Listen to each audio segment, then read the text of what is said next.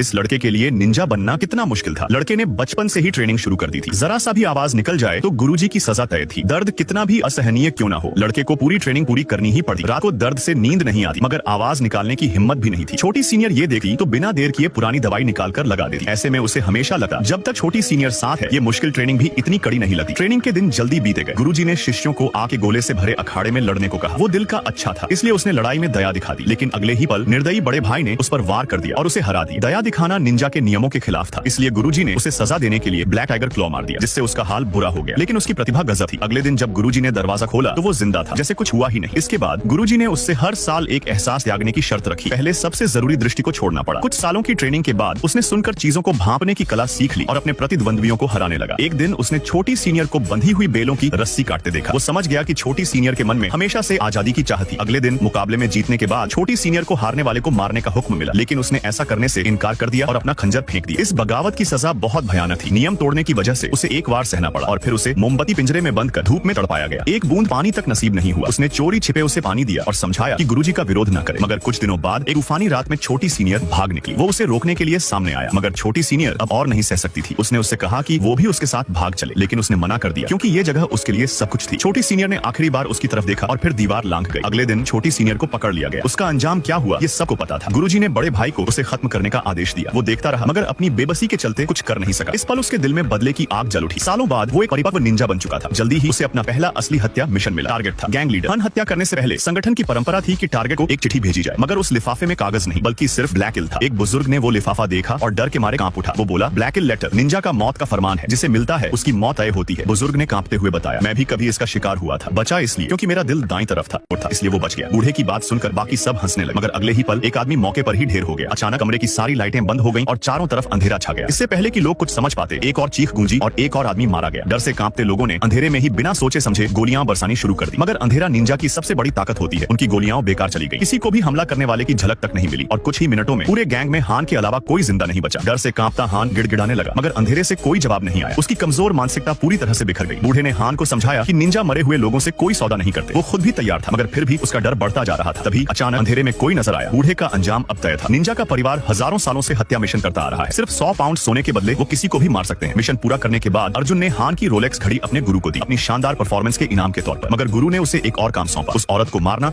जो इस हमले के दौरान भाग निकली थी। जब अर्जुन ने उस औरत की आंखों में झांका तो उसे अपनी छोटी शिष्या याद आ गई। वो उस वक्त कमजोर थी और अपनी सबसे प्यारी चीज को खोते हुए बस देख सकती थी। वो दर्द अब और बर्दाश्त नहीं हुआ। उसके अंदर दबी नफरत अचानक फूट पड़ी। गुरु के एक इशारे पर बाकी सब निंजा अर्जुन को मारने के लिए आगे बढ़ गए। उसकी ताकत बेमिसाल थी, मगर अकेला इतने सारे दुश्मनों से नहीं लड़ सकता था। हर तरफ से जहरीले हथियार उस पर बरसने लगे। अंत में वो एक ऊंची इमारत